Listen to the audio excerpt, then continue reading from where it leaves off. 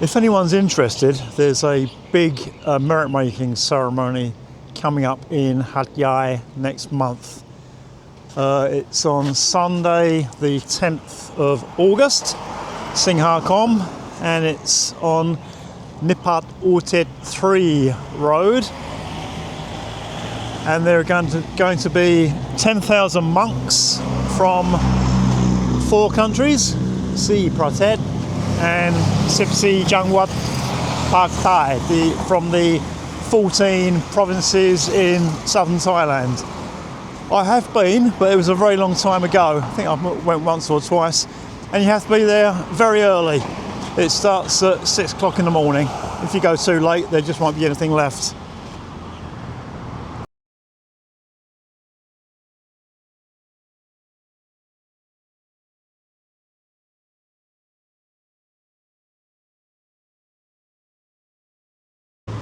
In the past, I've done a few reviews of breakfast restaurants in Hat Yai, and the ones I've reviewed we go to quite regularly.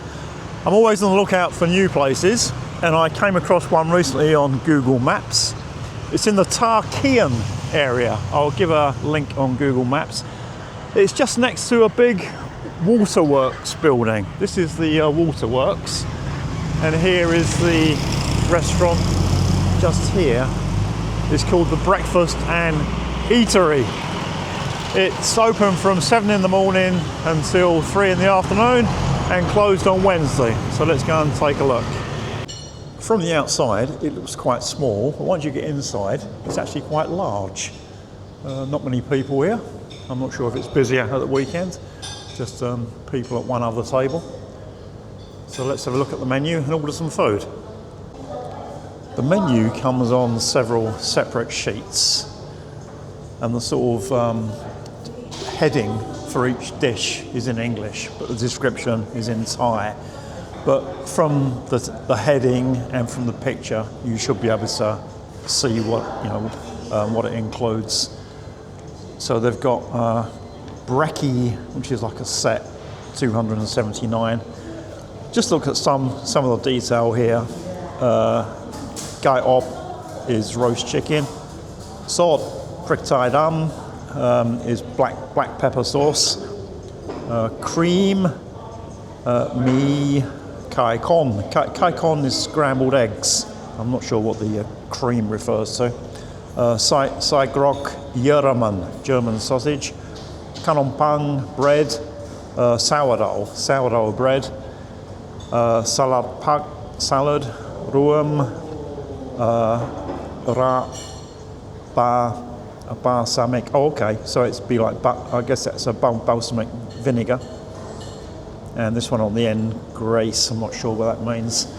That's one set, and they've got a couple more sets here, breakfast sets. Protein croissant. I'm going to have this egg Benedict bagel. I like egg Benedicts and I like bagel. And then we've got some fried rice, like an Asian style breakfast. Fried chicken and muffin.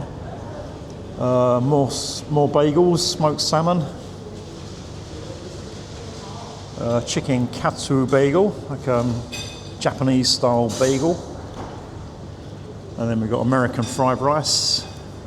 Egg and avocado toast, scrambled eggs, croissant, sausage on sourdough, and some drinks. What's surprising is that there's milk, tea, but no coffee. You'd expect to see coffee in a breakfast restaurant. I'm going to order my bagel and see what it looks like. ร้านนี้เปิดนานหรือยังครับปีนึงแล้วครับปีนึงเสาร์อาทิตย์มีคนเยอะ เสาร์อาทิตย์จะเป็นต่างชาติส่วนใหญ่ที่นี่เป็นต่างชาติส่วนใหญ่เยอะใช่เสาร์อาทิตย์จะเยอะมากคนเยอะคนต่างชาติใช่นะโอเคไม่ใช่คนไทยโอเคขอบคุณครับ So she's saying that it's been open for a year, and on Saturdays and Sundays there are a lot of foreigners here, no Thais. Now I feel a bit stupid, but that's not unusual. I should have turned the menu over because on the other side they've got the coffee, and I've just ordered a hot latte, and they've got various kinds of coffee. So my food should be on the way now. Here's my breakfast. I really like bagels, but they're quite difficult to find in Hat Yai. The only other place I've seen them is Chow restaurant near the Prince of Songkla University branch of Lotus. I was in Bangkok fairly recently and went to the Two Men Bagel House, and that was fantastic. They have loads of different kinds of bagels.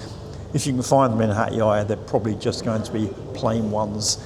So I've got a bagel here, 2 poached eggs. They look nice and fluffy. A little bit of hollandaise sauce on the top and some salad. So let's get stuck into my breakfast. My bill is 259 baht, which is quite expensive. A couple of days ago, I went with my family to Gin Chow near like Juti Anuson.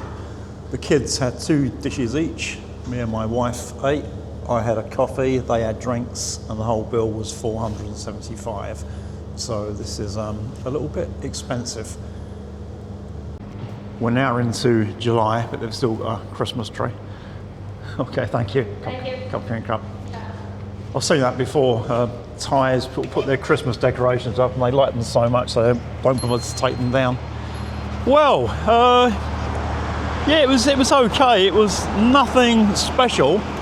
And quite a bit more expensive than the other places I usually go to for breakfast. The breakfast restaurant scene in Hat Yai has got a lot better recently, and there's a few other places that I need to check out as well, so I'll try to do that fairly soon. Just one more thing about that restaurant, and the waitress told me that on the weekends there are lots of chow tang chaat. And that basically translates to people of other nationalities. When Thais are being polite, that's how they refer to me, as a chow tang chaat, but normally it's the usual farang. What she didn't tell me initially was where the people come from. So I asked her later, and she told me that most of them come from Malaysia, Singapore, and there are some Indians, presumably Indians from Malaysia, but very few Westerners, maybe just a couple of people who are teaching here, but not many. If I took YouTube seriously, I'd be analysing my stats and I'd know exactly who was looking at the videos and what they wanted, but I don't. I've got a very casual approach. From the comments I get, it would appear that most people who look at the videos are from Malaysia, who visit Hat Yai occasionally, and they're interested in Hat Yai, not Thailand in general. Today I'm quite busy. I've got some things to do in Hat Yai. I've got to pick up my son later, and I've also got a new camera lens that I want to do some test shots with. So I thought I'd just bring out the little video camera and have a quick look around Hat Yai. Thais generally are very status conscious, and they really worry about what other people think about them. They've also got a lot of household debt. There have been a few stories in the news this year about the tremendous amount of household debt there is in Thailand. And a lot of that is because they buy things they can't really afford to try to impress other people. I'm completely different. I just don't care what other people think about me. Certainly brands aren't important. You know, my wife will buy branded clothes, and 90% of the cost of the clothes will be for an Adidas or Nike logo. When it comes to clothes, I just want things that are decent quality, that will last a while, and I'm just not worried about what other people think. And I buy quite a lot of stuff from this place, so let's go and have a look inside. When I first got to Hat Yai 20 something years ago, I needed to buy some clothes, so I went to the place just behind the clock tower, Hat Yai Plaza, and the stuff I bought looked okay when I bought it, but after 2 washes it had almost fallen apart. Just terrible quality. And I don't like any of the clothes in department stores generally, but the stuff in here is quite a good balance. It's fairly good quality and very cheap. I bought a few of these shirts recently. I think I'll buy a few more today. And they're only 159 baht. And the quality is not bad at all. They're very lightweight and comfortable, wash well. I think the stuff in this shop is very good value. I'll give a link in Google Maps. Thais are very big on nicknames. As you probably know, every Thai has an official name that is very rarely used and a nickname that is used all the time. And it's the same with places. Like this temple here, the official name is Wat Mongkon Te Param. But you see in brackets, it's just called Pak Nam. So if you say the official name, people probably won't know it. If you say Wat Pak Nam, they probably will know it. And in Hat Yai, it's the same with the Prince of Songkhla University. People just say Mo'o. And the three sort of parallel roads in the town centre, the Nipat Utit.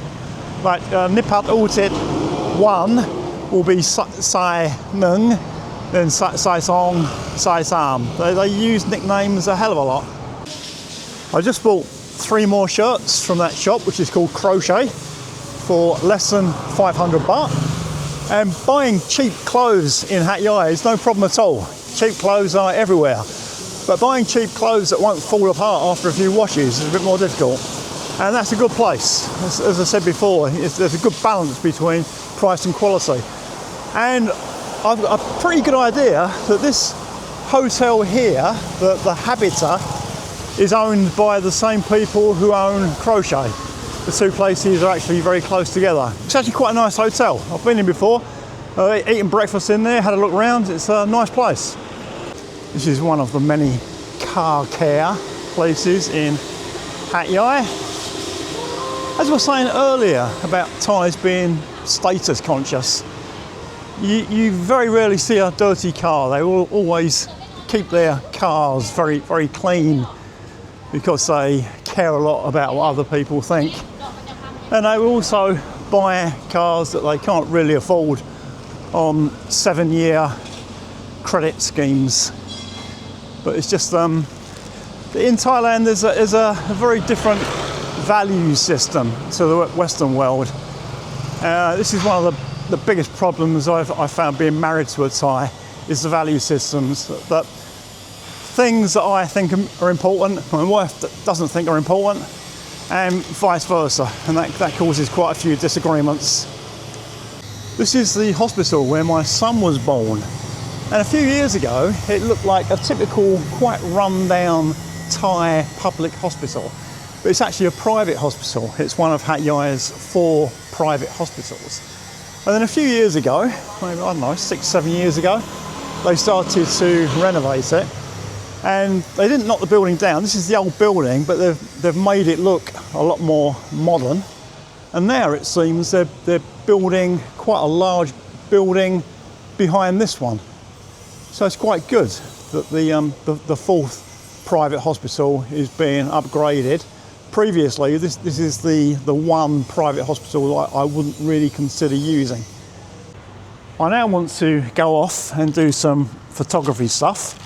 Once I've finished that, I'll try to get back to this video. I'm not quite sure at the moment where I'm going to end up. Hat Yai changes continuously. For years and years, this was the Thanapat Hotel. And the last few months when I've driven past, I've seen they've been renovating it. It's now called the Sea Hotel. And since the end of COVID, Malaysian tourism has gone crazy in Hat Yai. So there's lots of demand for hotel rooms.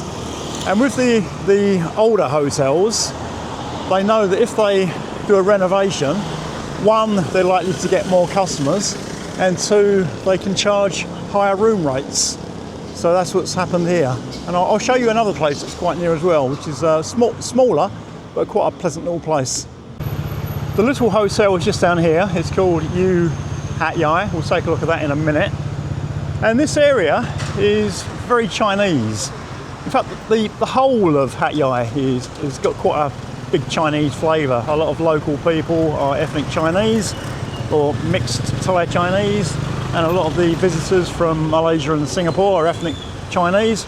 But this area in particular, I'm not sure if it shows up in the video, but just down there they've built a new Chinese archway.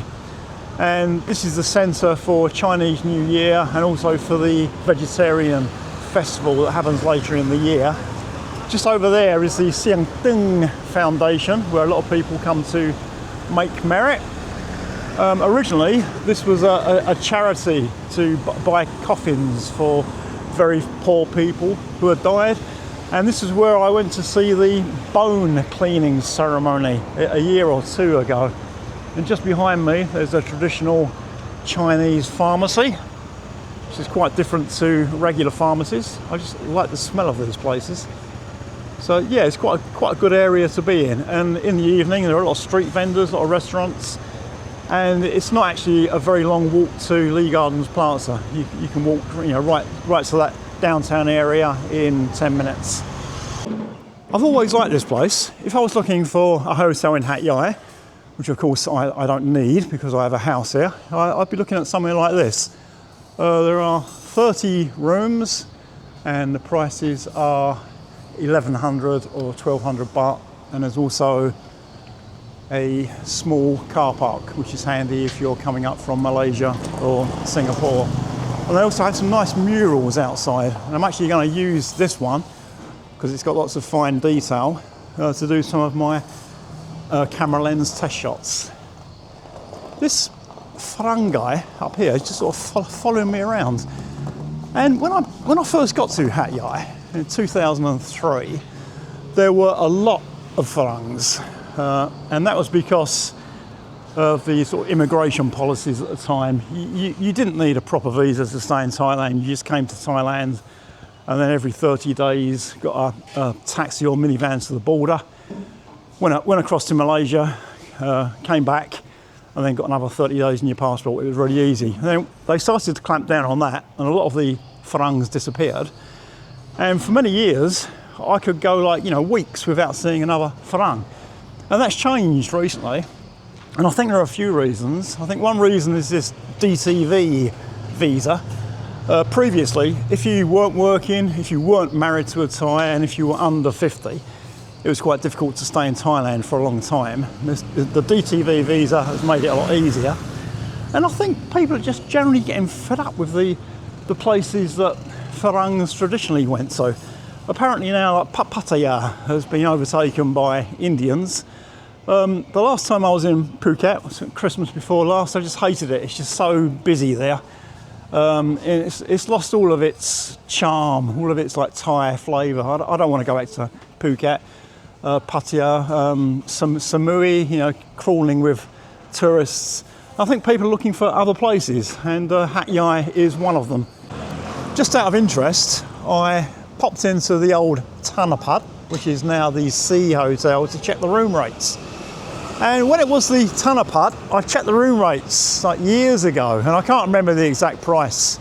I'll be able to look it up when I get home, but I think it was around 400 to 500 baht. It was a really cheap hotel.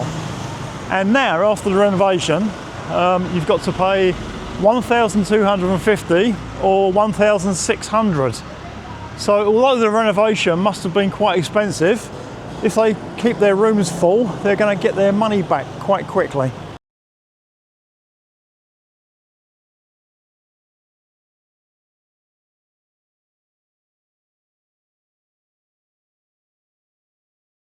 I think I'm going to wrap up the video now. I've just had a walk around Kim Yong. Now I'm underneath the bridge where they sell amulets, and there are ladies with sewing machines who will do clothes repairs. You can get your shoes repaired, or you can get a key cut. It's quite a useful place actually. But I've done all this before on videos, so to do any more would just be repetitive. So I'm going to finish, and thank you for watching.